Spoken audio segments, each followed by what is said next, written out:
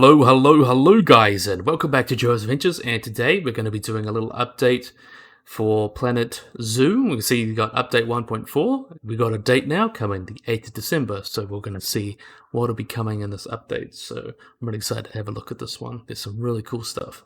So, hey yo zookeepers, we're proud to reveal more of what we've been working on. Free update 1.4 coming to Planet Zoo the 8th of December 2020. So we're going to get it right before the year ends, so that's going to be great. And then we'll get it announced something cool. I have my suspicions, but we'll keep that till the end of the video, okay? So this free update includes marvelous new additions as well as some community requested features. Thank you for sharing your suggestions with us. This post will explain the forthcoming update and what you can expect and how it'll affect gameplay. So we can see here, first we've got water temperature regulator. So now temperature in water is going to be important, just like it is on land. That is very interesting. So with update 1.4, we'll be adding a new water temperature regulator facility that'll add to your customized temperature of water in all volumes within its range. This will help you have full control over the welfare of your animals that like to spend a lot of time in water. So that'll include things like polar bears, your gharials and saltwater crocs, hippos, just animals that like to be in water a lot. So that's going to be pretty interesting. So that'll enable you to enjoy animals that have maximum comfort in your care. So using the water temperature regulator information panel, it's a bit of a mouthful, the facility can be customized to suit the layout and requirements in your zoos. You'll be able to adjust the regulator's effective range. You'll be able to adjust the target temperature or water volumes in range to be regulated. So we're kind of similar to all the other filters almost and other things. You'd be able to increase the range of it. So if it's got a bigger range, it can affect more water, and you can decide what temperature the water within its range will be. So that'll be pretty cool. There'll also be a new heat map added to water overview from the water temperature regulator that will show you the current range of each water temperature regulator in your zoo, the temperature of each water temperature regulator in your zoo, and the temperature of each volume of water in your zoo. So it'll tell you all you need to know. So if you just want to click, oh, I need to change the water on this tank, you go, dun dun dun, okay, I need to change that here, that here, that here, and Bob's your uncle, and you're done. So that works out well. So that's going to be cool new additions, especially since water seems to be kind of the big feature of this. So let's have a look at the next one. Now I like this one. Here we can see a saltwater crocodile having a yummy feed from the underwater feeder. So we have the underwater box feeder. A new feeding station will be available as part of the free update. The only animal that we use this in game is the saltwater crocodile, but we will be adding this to more animals in the future. Obviously, some very obvious examples will probably be the polar bears, because often in zoos they're given fish as enrichment. That could work. Our gharials, since they're specifically adapted to eat fish. There's a few other animals that you could add in there that would really actually benefit from a feeder like this. So it's a really cool addition. And when using this feeder, like any other food enrichment, its information panel will provide you the details of its food capacity, usage by animal, and food suitability.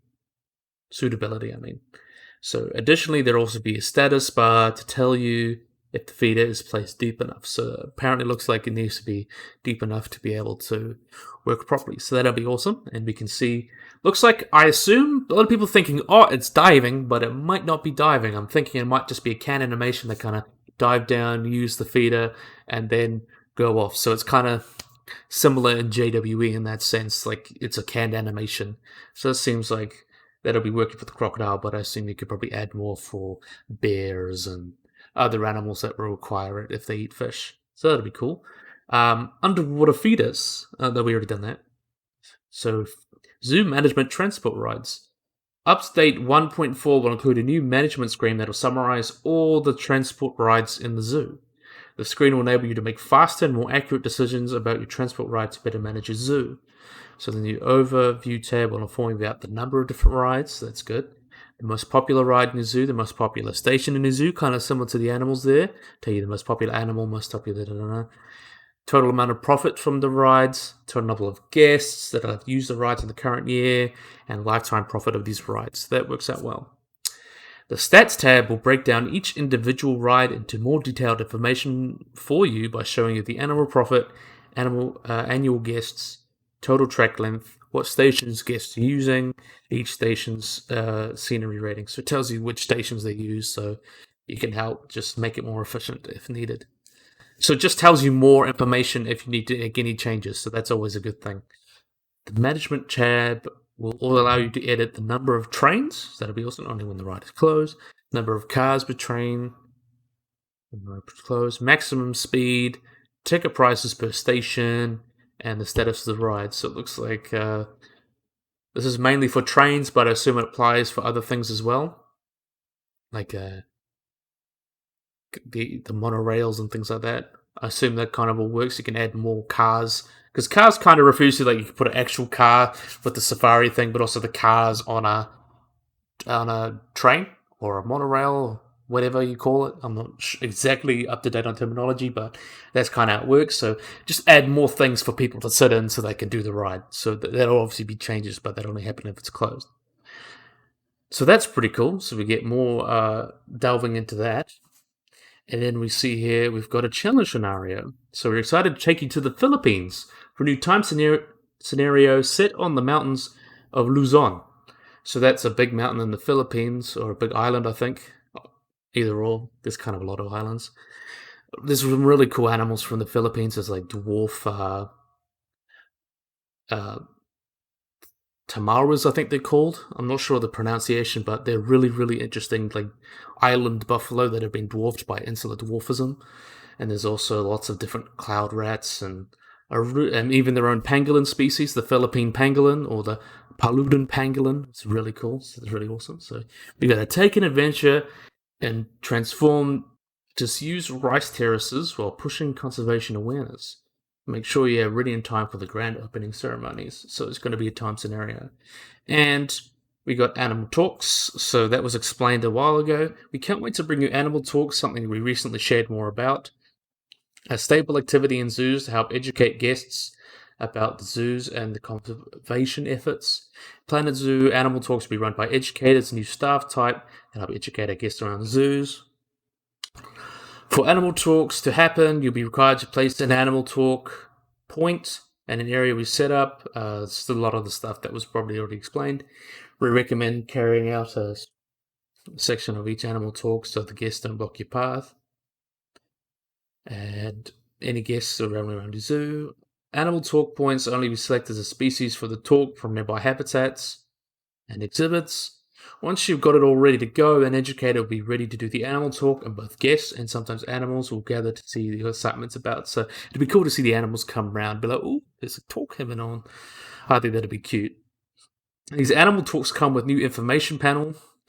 Each talk can be set up for one habitat or exhibit and one species of animal. So if you have multiple animals in one exhibit, you'll have to do it multiple talk sites for each animal.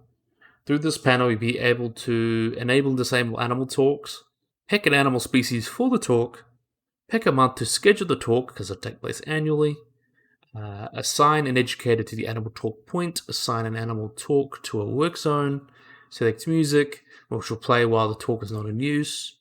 See if your placement of the animal talk point will allow your educator to throw food in. So that'd be cool, be able to throw food in for animals.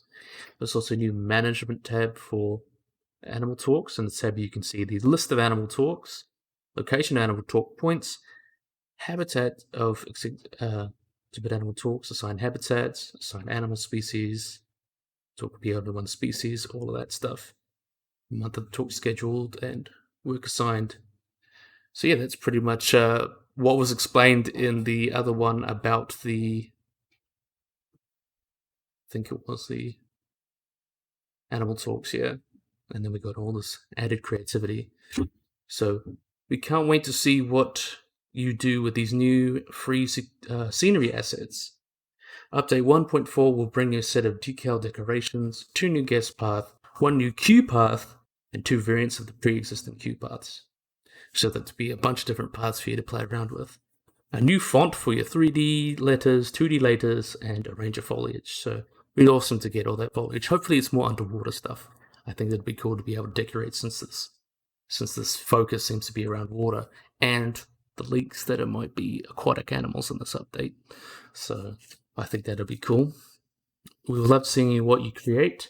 and we're looking forward to see how we incorporate into the zoos. And then quality of life. Thanks to your suggestions, we added a new feature, multi-selecting for franchise mode animal storage. So something that has been requested for a long time, we plan to bring you the multi-select tool to franchise mode animal storage. Make it easier for you to manage your animals, especially when your breeding gets out of hand quickly. So that'll be awesome. Kind of wish we just had multi-select for animals in general. So update 1.4 will arrive with gameplay tweaks and bug fixes we've been working on with your feedback and suggestions in mind. You'll get the first list of update notes when update 1.4 comes out live at 8th December. Thank you Planet Zoo fam for your brilliant support and feedback as we continue to work on Planet Zoo. We're looking forward to sharing more of what we've been working on, and very soon, stay tuned. So, this looks like a good little update. It's getting primed up. Seems some water stuff that does obviously lean into, it's probably going to be aquatic animals, which everyone's been requesting, and there's been leaks suggest that there's some animals that'll be aquatic coming in this update, so that'll be awesome. So yeah, I think that's all we can really say about that. I really hope you guys enjoyed this video. I hope you guys like and subscribe. Always remember to click that little bell at the bottom because it lets you know whenever I upload something. So yeah, hope you guys enjoyed this video. Hope you guys like and subscribe, and bye bye.